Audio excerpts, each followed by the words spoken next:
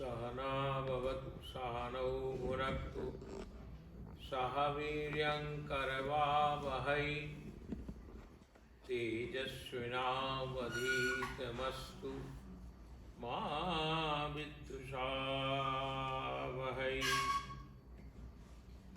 ध्यानमूलं गुरोमूर्ति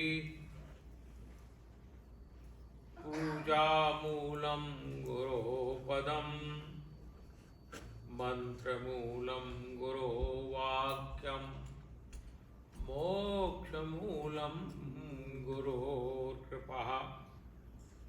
गुरुर्ब्रह्मा गुरुर्विष्णुः गुरुर्देवो महेश्वरः गुरुः साक्षात् परब्रह्म तस्मै श्री गुरुवे नमः। अखण्डमण्डलाकारं व्याप्तं येन चराचरं तत्पदं दर्शितं येन तस्मै श्री गुरुवे नमः। तस्मै श्री गुरुवे नमः। मूकं करोति वाचालं पंगुं लंघयति गिरिं यत्कृपातमहं वन्दे परमानन्दमाधवम्।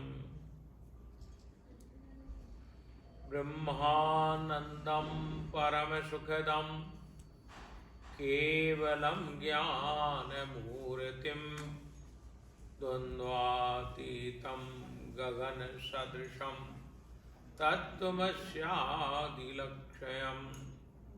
एकं नित्यं विमलमचलं सर्वधी साक्षिभूतं भावातीतं त्रिगुणरहितं सद्गुरुं तं नमामि। ज्ञानिनामपि चेतांसि देवी भगवती हि सा बलादाकृष्य मोहाय महामाया प्रयच्छति। दुर्गे स्मृता हरसि भीतमशेषजन्तोः स्वस्ति स्मृता मतिमतीव शुभां ददासि। दारिद्र्यदुःखभयः ऋणिका तुदन्या सर्वोपकारकरणाय सदार्धचित्तः। सर्वमङ्गलमाङ्गल्ये शिवे सर्वार्थसाधिके शरण्ये त्र्यम्बके गौरी नारायणी नमोस्तुते। शरणागतदीनार्तो परित्राणपरायणी सर्वस्यार्ति हरे देवी नारायणी नमोस्तुते। सर्वस्वरूपे सर्वेशी सर्वशक्ति समन्विते भयवस्त्राहि नो देवी दुर्गे देवी नमोस्तुते। रोगान शेषान पांसि तुष्टा रुष्टा तु कामान् सकलान् भीष्टान् त्वमाश्रितानां न विपन्नराणां त्वामाश्रिताया श्रेतां प्रयान्ति। सर्वा बाधा प्रशमनं त्रैलोकस्य अखिलेश्वरी एवमेव त्वया कार्यम् अस्मद्वैरी विनाशनम्। सर्वा बाधा विनिर्मुक्तो धन धान्य सुतान्विता मनुष्यो मत्प्रसादेनो भविष्यति न संशयः भविष्यति न संशयः। किं किं दुःखं तनुजदलिनी क्षीयते न स्मृतायां का कीर्ति कुलकमलिनी ख्याप्यते न स्तुतायां का सिद्धि सुरवरनुते प्राप्यते नार्चितायां कम कम योगम त्वयि न चिनुते चित्तमालाम्बतायां विद्या प्रदान समये शरदेन्दु शुभ्रां लक्ष्मी प्रदान समये नववेत्रवाभां विद्वेष वर्ग विषये तु तमालनीलां त्वां निर्गुणां परशिवां शरणं प्रपद्ये। पराम्बा जगन्माता की जय। हिंदू सेंटर के एग्जीक्यूटिव कमेटी के चेयरमैन, वाइस चेयरमैन, अध्यक्ष,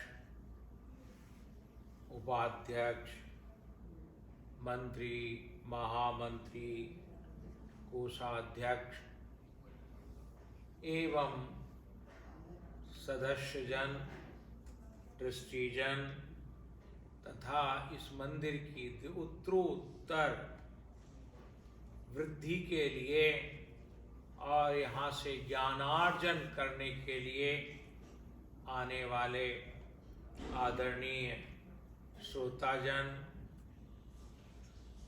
यहाँ के ईश्वरीय तत्व में ईश्वरी को सन्निधान कराने वाले अर्चक जन,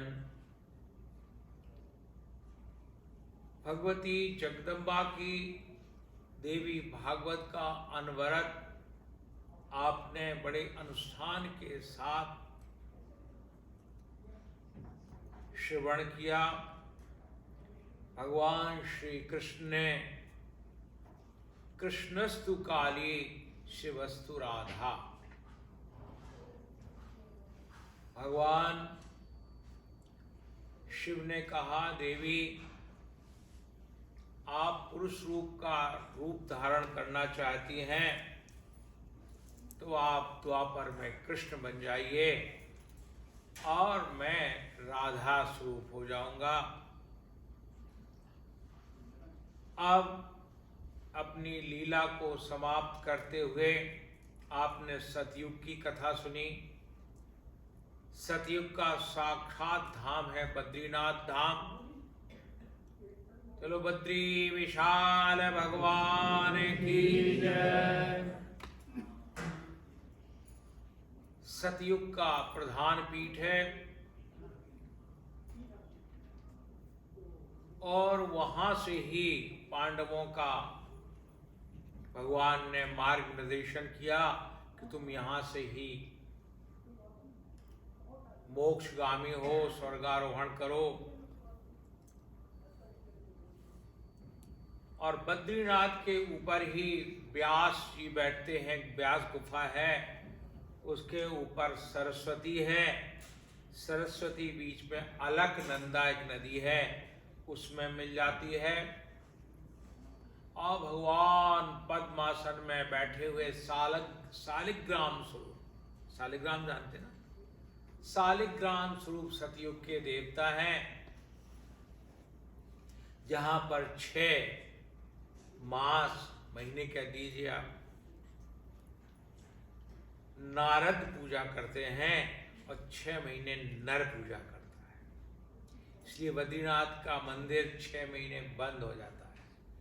और वही अखंड ज्योत इतने 40-40 फुट ऊंचे बर्फ शिखर खंड से ढका हुआ मंदिर, वहाँ जब मंदिर का बाहर से लगा हुआ ताला खोला जाता है तो वो दीप अखंड जलता हुआ मिलता है। तो ऐसे सतयुग की कथा का आपने श्रवण किया। शालिग्राम स्वरूप साक्षात विष्णु का ही रूप है। फिर कथा यहाँ पर इसलिए देखिए, आप जब सतयुग में प्रवेश करते हैं, मृत्यु के समय आपका शरीर सतयुग में प्रवेश कर जाता है और सतयुग में प्रवेश करने के बाद वहाँ आप मंत्र का उच्चारण करते हैं। मंत्र जानते हैं ना, मन नियते मंत्रायते, जो अंदर से श्वास के माध्यम से एकाग्र चित्त होकर के आप बोलते हैं, ओम नमो भगवते वासुदेवाय। अंदर से अगर इसी को हम अपनी जिह्वा के माध्यम से बोलते हैं, ओम नमो भगवते वासुदेवाय, तो ये कीर्तन हो गया। तो कीर्तन का असर 0.01% होता है। जब उसी मंत्र को आप अंदर आप ही श्रोता होते हैं, आप ही अंदर से बोल रहे होते हैं, तो 1000% उसकी पावर हो जाती है।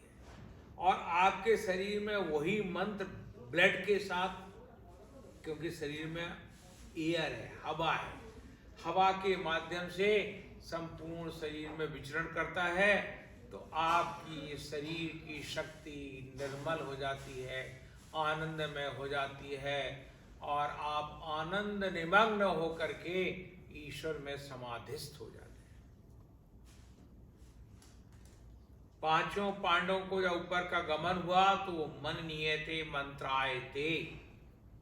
अब यहां एक प्रश्न आता है कि द्रौपदी का ही क्यों सबसे पहले प्राणांत हुआ, फिर इसके बाद नकुल हैं, सहदेव हैं और फिर भीम हैं, फिर अर्जुन हैं, फिर धर्मराज युधिष्ठिर हैं। तो सभी के अपने पुण्य, देखिए एक ही परिवार में 4 बच्चे होते हैं, एक ही परिवार में एक ही पिता की संतान होते हैं, लेकिन सभी के पुण्य और सभी के पाप उसके साथ चलते हैं। इसलिए एक ही बच्चा बहुत ऊंचाई पे स्वस्थ रहता ऊंचाई पर, और एक बच्चा बचपन से बीमार हो जाता है।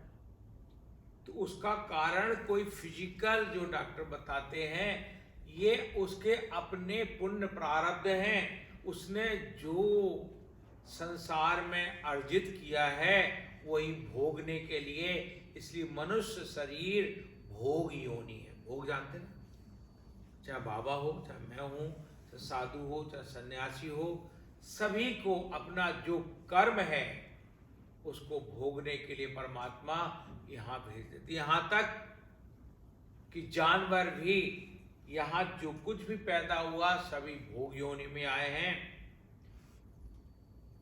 और वो जैसा कर्म करते हैं उनको परमात्मा वैसे ही फल देता है। तो इस तरह से सतयुग की कथा, त्रेता को आपने देखा, राम आए, राम ने कितनी लीलाएं की, क्या क्या राक्षसों का मर्दन किया, राक्षस विहीन धरती को किया, और स्वयं आपको मालूम जितने अवतार आए सबको जाना पड़ा कि नहीं? बोलो आप, यहीं रुके वो। तो हम जाते तो कौन सा बड़ा आश्चर्य। हम अगर पैदा हुए हैं तो जाना है ही। एक घास का तिनका भी पैदा हुआ है, उसको भी जाना पड़ेगा। महाराज उसी तरह से राम जब अपने त्रेता में अपने धाम को जाते हैं तो उनके साथ लक्ष्मण, भरत, शत्रुघ्न, जगत जननी, जगदात्मा, भगवती, वसुंधरा स्वरूपा, सीता बहुत सुंदर विमान पर सवार होकर के चले जाते हैं। हनुमान ने कहा प्रभु, बोले तुम राम भक्त हो, तुमको 3 माताओं का वरदान है, महाकाली, महालक्ष्मी, महासरस्वती का। और 3 माताओं ने तुमको अजर अमर गुण निधि सुत हो। हम ये आपको बता दूं, ये जितने भी सैटेलाइट्स और नासा से विज्ञान को अगर आप पढ़ते होंगे, जो बच्चे हमारे साइंटिस्ट बनना चाहते हैं, तो निश्चित है हमारे वेदों का, हमारे उपनिषदों का, हमारे पुराणों से जो शोध है, आज नासा के वैज्ञानिक हमारे उपनिषद पढ़ रहे हैं, वेदों का अध्ययन कर रहे हैं। और आपको मालूम होना चाहिए, अच्छे अच्छे विश्वविद्यालय के जो उसमें निष्णात लोग हैं, उनसे संपर्क करते हैं और अध्ययन कर रहे हैं। तो जो ध्वनियां आप जो बोलते हैं, वो ध्वनियां आकाश में स्थिर हो जाती है। आप गाली देंगे तो स्थिर हो जाएगी, अच्छा बोलेंगे अच्छा हो जाएगा। इसलिए कहा गया है कि अच्छा बोलो, अच्छा बोलोगे तो मीठा बोलोगे, अच्छा बोलोगे तो प्यार से बोलोगे। ऐसे भगवान जब जाते हैं तो हनुमान जी ने कहा प्रभु, बोले तुम ना यहाँ पर ही लोगों को, हनुमान क्या करते हैं, श्री राम जय जय राम। हनुमान जी का क्या मंत्र है, श्री राम जय जय राम। इसलिए गोस्वामी जी उनको जगत गुरु कहते हैं। इसलिए हनुमान चालीसा शुरू होता है, हनुमान का नहीं होता, मालूम आपको, श्री गुरु क्या शब्द है, आप तो जानते हो, हनुमान चालीसा करते ही हो ना। श्री गुरु चरण सरोज रज निज मन मुकुर, मुकुर माने दर्पण, निज मन मुकुर सुधार। जैसे आप दर्पण के सामने अपने चेहरे को ले जाते हो, क्या दर्पण आपके मुख की कालिक को पहुंचता है, बोलिए, पहुंचता है? ऐसा साइंटिस्टों ने दर्पण बना दिया हो कि आप उसके सामने जाइए, जैसे ऑटोमेटिक आपका चेहरा साफ हो जाए। कार ऑटोमेटिक चल सकती है, वो चल सकता है, लेकिन दर्पण में क्या करना पड़ेगा आपको, दर्पण आपका दर्शन करा देगा कि आपके यहाँ गलत तिलक लग गया, ऐसा लग गया, जरा इसको संभाल लीजिए, समाज में जा रहे हैं तो चेहरा ठीक कर लीजिए। क्या कहता है वो कहता नहीं है, उसके सामने पहुंच गए तो दिखा देता है। शास्त्र भी आपसे कहता नहीं, लेकिन दर्पण बन के आपको दिखा देता है कि आप यहां सही हो, यहां गलत हो। सत्यम परम धीमहि। देवी भागवत, श्रीमद् भागवत, श्रीमद् भगवत गीता, श्रीमद् महाभारत, श्रीमद् वाल्मीकि रामायण, श्रीमद् रामचरितमानस इसी बात को संकेत करते हैं दर्पण की तरह।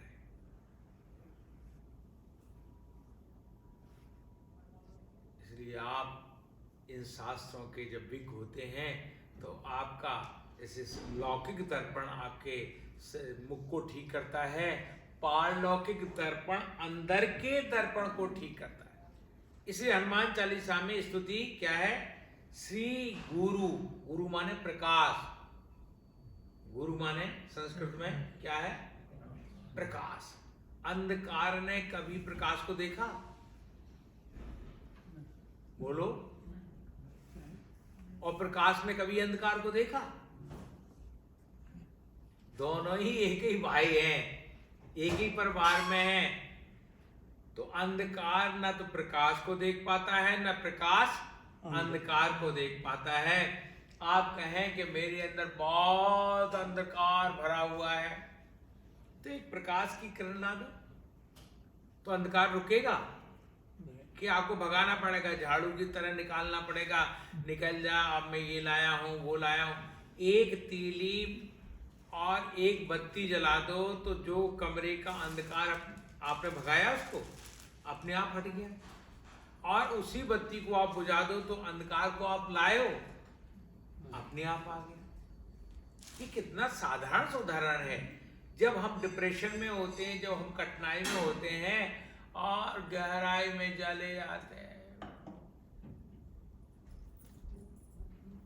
ऐसे गहराई में चले जाते हैं, रोते रहते हैं, रोते रहते हैं, रोते रोते रोते रोते, और उस गहराई में जाकर के कहीं इतनी गहराई में शॉक लगता है तो हार्ट पर असर होता है। आजकल तो बहुत से लोग पैरासाइकोलॉजी में मेरे से पूछते हैं क्योंकि तो मैंने को उनके हार्ट को शॉक लगा, झटका लगा अंदर के डिप्रेशन से। क्या होता है, जो चल रहा होता हार्ट वो बंद हुआ, तो जिस मुख से आप चाय पी रहे थे, जिस मुख से बोल रहे थे, जिन आंखों से देख रहे थे, जिन हाथों से आप कुछ दे रहे थे, जिन हाथ उठा करके कुछ कर रहे थे, कर पाते हो? बोलो नहीं। जब वो चले गए तो बहुत से लोग मुंह फाड़ते हैं, अरे इनको गंगा जल पिला दो, मैंने पहले पिलाना चाहिए था। संसार में बोले पहले कैसे पिला देते, हम जानते कि वो मर रहे हैं। ये देखिए उल्टा कहते हैं, ये तो आप उल्टा उपदेश दे रहे हैं।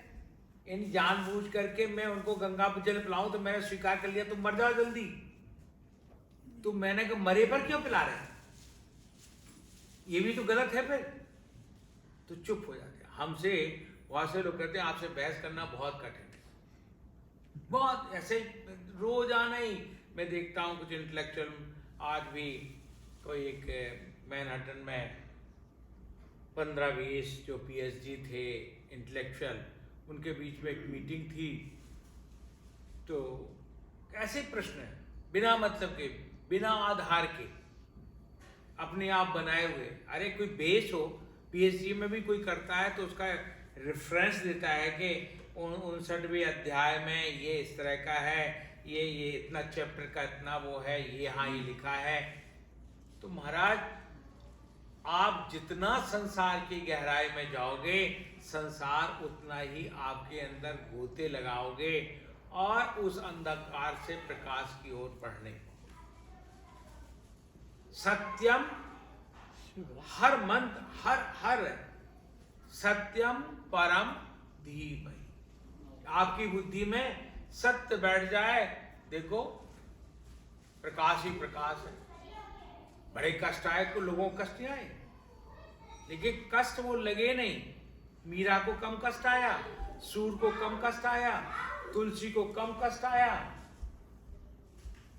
जितने फकीर हुए हैं, जितने साधु, आदि गुरु शंकराचार्य 32 साल की उम्र में जिस तरह से उन्होंने संघर्ष झेला है, तो वो तो मन नहीं थे, मन आए थे। महाराज इसी तरह से आपके मन में जब वो चलता है विधान, तो वो बहुत पावरफुल हो जाता है। जब मन से आप जब तो कर रहे हैं, बैठे हैं पूजा में, लेकिन मन पूजा नहीं कर रहा। पूजा माने प्रसन्नता, पूजा माने कोई रिचुअल नहीं, पूजा माने एकाग्रता। आप पूजा में बैठ करके अगर ऑफिस की बात सोच रहे हैं, बैठ करके आप अपने और कुछ सोच रहे हैं, तो पूजा नहीं हो रही, वो एक तरह का व्यवहार हो रहा है कि बच्चे समझें कि हमारे माँ बाप उनके पूजा करते हैं। एक रिचुअल, हाँ उसको हम कह सकते हैं कि आप एक कर्टसी कर रहे हैं, सिखाने के लिए वो कर रहे हैं। लेकिन अगर आप उसको एकाग्रता से करते हैं तो बच्चों पर उसका असर जरूर पड़ेगा। आपको डालना, प्रकाश किसी के ऊपर असर डालता है। सूर्य सुबह निकलता है तो कहता है मैं प्रकाशित कर रहा हूं, जरा उठ जाओ। अपने आप प्रकाश हो जाता है, और जब सूर्य चला जाता है तो अंधकार अपने आप आ जाता है। सज्जनों, इसलिए देवी भागवत में राम जाते हैं, हनुमान ने अजर अमर हैं, उन्होंने पूरा सब जगह, इसलिए अब उसी तरह से द्वापर में भगवान श्री कृष्ण सारी लीला करके जितना विस्तार उनके परिवार का था, सभी को पहले जितना विस्तार किया था सभी को समाप्त कर दिया। अब तो बलराम से भी कहा, भैया आप बड़े हैं, आप भी जाइए। तो उन्होंने कहा कृष्ण कैसे, सब अपने माता पिता को अपना अलग उपदेश दिया, सब कुछ किया, और कहा जाना ही पड़ेगा, सबको अलग अलग ही जाना पड़ेगा, एक साथ कोई नहीं जा सकता है। बोलो, एक साथ कोई गया? जब इतना बड़ा सत्य श्रीमद् भागवत बोल रही है, इतना बड़ा सत्य देवी भागवत बोल रही है, इतना बड़ा सत्य महाभारत बोल रहा है, इतना बड़ा सत्य वाल्मीकि रामायण बोल रही है, इतना बड़ा सत्य गोस्वामी तुलसीदास बोल रहे हैं, तो उस सत्य को हम स्वीकार नहीं कर सकते।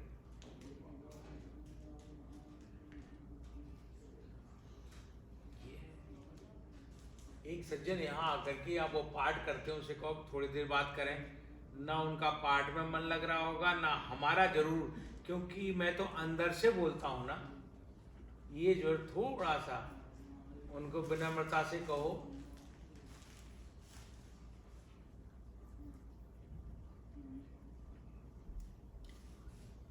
चलो शंकर भगवान की।